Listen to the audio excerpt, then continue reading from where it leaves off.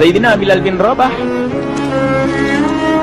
di saat setelah Rasulullah meninggal, beliau menghadap kepada Sayyidina Abu Bakar As-Siddiq dan berkata, wahai khalifah, aku minta izin. Minta izin apa? Tolong izinkan aku untuk tidak adzan lagi. Sayyidina Abu Bakar berkata, wahai Bilal, aku tidak akan menurunkan orang yang pernah diangkat oleh Rasulullah. Diulang lagi, wahai Abu Bakar, tolong dan tolong izinkan aku untuk tidak adzan lagi. Dijawab oleh Abu Bakar, Sayyidina Abu Bakar, tidak, kecuali engkau punya alasan. Alasanmu apa kau minta untuk tidak adzan lagi? Akhirnya Sayyidina Bilal memberikan alasan dibarengi dengan derai air mata. Tiba-tiba Sayyidina melihat ke menara, lalu melihat ke kubur Nabi Muhammad yang dulu adalah kamarnya Nabi Muhammad. Melihat ke menara, lalu melihat ke kubur dan berkata, wahai Abu Bakar, kebiasaanku dulu di waktu Nabi Muhammad hidup adalah sebelum waktu solat aku membangunkan Nabi Muhammad. Aku datang ke tempat Nabi Muhammad dan berkata, ya Rasulullah, waktu solat. Dan kadang Nabi Muhammad yang datang ke tempatku lalu berkata, Bilal, waktu solat. Kemudian setelah itu aku bersama Nabi Muhammad mendekat ke menara dan aku naik. Nabi Muhammad melihatku, lalu aku menghadap ke kiblat. Sebelum aku adzan, aku selalu menoleh kepada Nabi Muhammad yang di tempat itu. Kemudian aku melakukan adzan dan setelah itu aku turun disambut oleh Rasulullah, dan itu aku lakukan sehari 5 kali dan berulang-ulang, sehingga sungguh suasana keadaan itu mengingatkan aku kepada Rasulullah, sehingga aku tidak mampu melakukan lagi azan saat ini. Wahai Abu Bakar, nostalgia dengan Rasul. Akhirnya Sayyidina Abu Bakar pun menitikkan air mata dan berkata, kalau memang alasanmu seperti itu wahai Bilal, boleh. Akhirnya Sayyidina Bilal pergi ke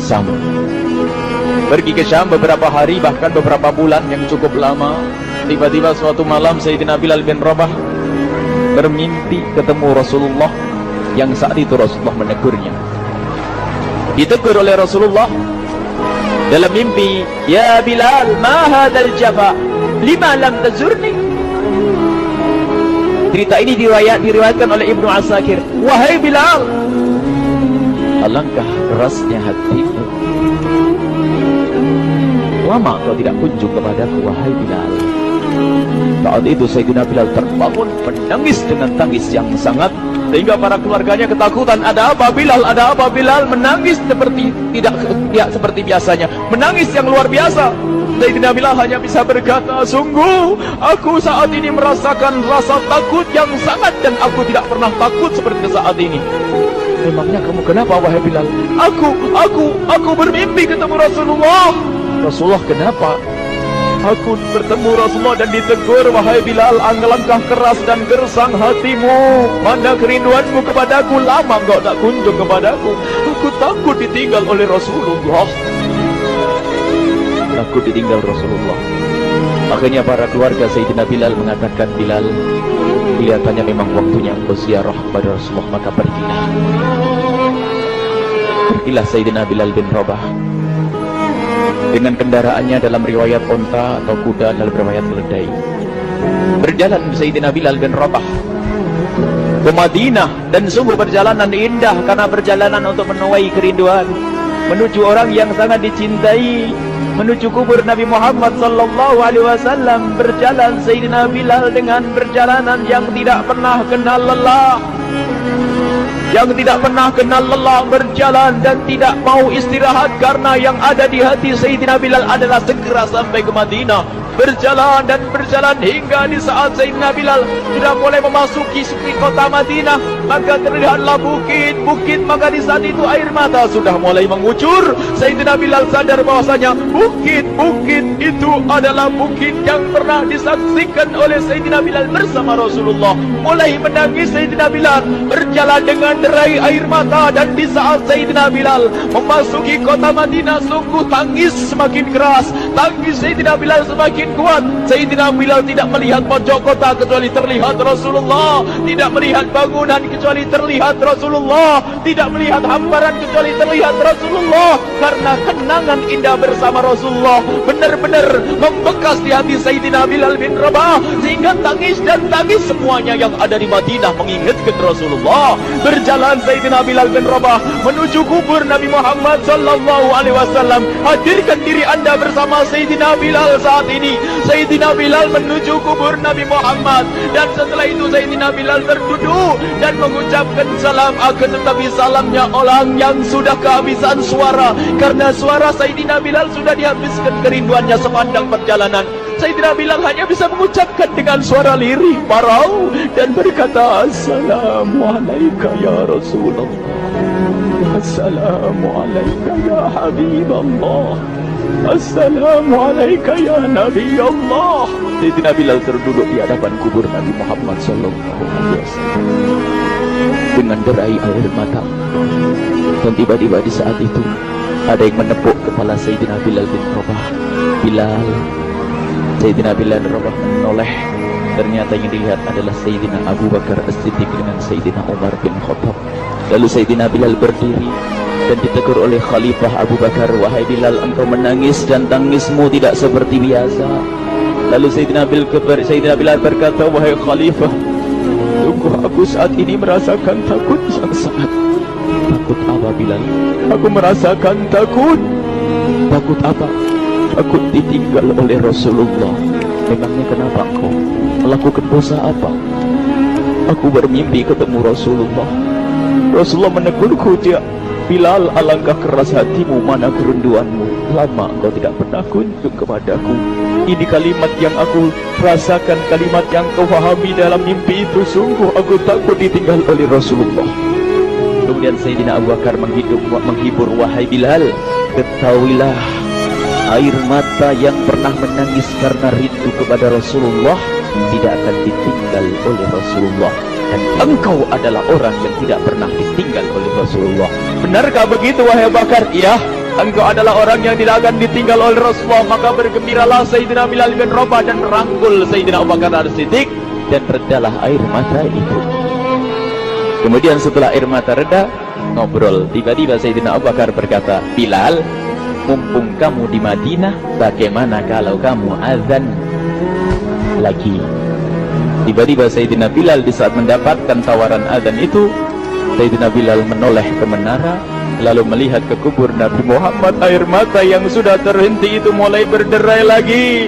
Melihat ke menara dan melihat ke kubur, lalu menggelengkan kepala. Tidak wahai Abu Bakar, tidak wahai Umar, aku belum kuat untuk azan. Kenangan dengan Nabi Muhammad. Kemudian tidak lama kemudian ada anak-anak kecil. Dua anak kecil datang kepada Sayyidina Bilal bin Rabah membonceng tangan kanan Sayyidina Bilal. Yang satu di tangan kiri Sayyidina Bilal dan berkata, hai tukang azan kakekku. Terkaget Sayyidina Bilal lalu menoleh. Ternyata di kanannya Sayyidina Hasan dan di kirinya Sayyidina Husain. Sayyidina Bilal betul-betul kaget dan mengangkat tangan. Ya Allah, terima kasih, aku rindu kepada kekasihmu Nabi Muhammad, dan telah kau kirim kepadaku orang yang sangat dikasihi oleh kekasihmu Nabi Muhammad. Kemudian Sayyidina Bilal menghadap kepada Sayyidina Hasan, dan Sayyidina Hasan diberdirikan, Sayyidina Husain diberdirikan. Lalu Sayyidina Bilal melihat wajah Sayyidina Hasan, kemudian melihat kaki Sayyidina Husain, berpindah kepada wajah Sayyidina Hasan, menoleh lagi ke kaki Sayyidina Husain, karena ketahuilah wajah Sayyidina Hasan sangat mirip dengan Rasulullah dan kaki Sayyidina Husain sangat mirip dengan Rasulullah, sehingga Sayyidina Bilal menoleh ke wajah yang sangat mirip dengan Rasulullah, menoleh kepada kaki yang sangat mirip dengan Rasulullah, sehingga setelah itu dipeluklah dua anak kecil ini. Dua anak ini kecil ini dipeluk oleh Sayyidina Bilal bin Rabah dengan derai air mata dan berkata, ya Rasulullah, sungguh bau keringatmu aku temukan di cucumu ya Rasulullah. Sampai keringat mengingatkan Rasulullah. Luar biasa. Itulah makna kecintaan kepada Rasulullah. Tiba-tiba tidak lama kemudian Sayyidina Hasan dan Husain kok ngomong, Bilal, aku kangen pengen dengar suara azanmu. Gimana kalau kamu azan? Anak kecil. Sayyidina Bilal bingung, menoleh ke wajah Sayyidina Abu Bakar dan menoleh ke wajah Sayyidina Umar. Akhirnya Sayyidina Umar dan Sayyidina Abu Bakar mengatakan, lakukan, lihat hubungan baik antara sahabat Nabi dengan cucu Rasulullah. Biarpun anak kecil, akan tapi dihargai oleh Sayyidina Abu Bakar dan Sayyidina Umar. Lakukan. Kemudian Sayyidina Bilal menoleh, wahai Hasan dan Husain, sebelum engkau meminta khalifah dan wakilnya meminta aku untuk azan, tapi aku tolak. Tapi karena yang meminta saat ini adalah dirimu, wahai Hasan dan Husain cucu Rasulullah, aku tidak berani menolak, sebab aku takut jika aku menolak permintaanmu saat ini, aku takut nanti ditolak untuk azan di depan Rasulullah di surga nanti. Salah. Dihubungkan dengan Rasulullah, sehingga ditentukanlah waktu azannya Sayyidina Bilal bin Rabah. Waktu sudah ditentukan, beberapa orang sudah pada datang menunggu, kapan Bilal mulai azan, kapan Bilal mulai azan. Datanglah waktu, dalam riwayat waktu sahur, waktu subuh. Orang pada nunggu mana Bilal. Tiba-tiba ada orang yang berdiri di saat sudah masuk waktu sholat. Ada orang berdiri, orangnya memang hitam tetapi memancar dari kehitamannya ini penuh kecintaan kepada Rasulullah.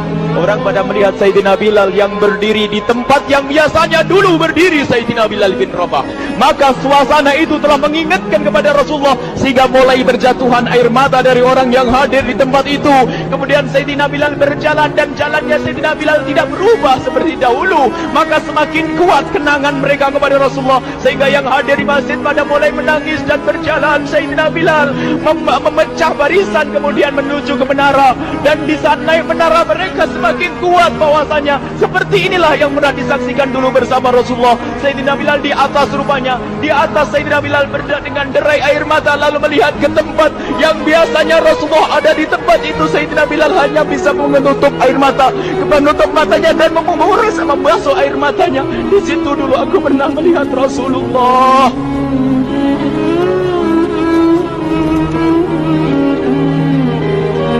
Tangis orang yang hadir di masjid barengi dengan tangisnya Sayyidina Bilal bin Rabah, sehingga disebutkan tidak ada tangis di Madinah lebih banyak, lebih dahsyat daripada saat itu. Akhirnya Sayyidina Bilal memulai azannya.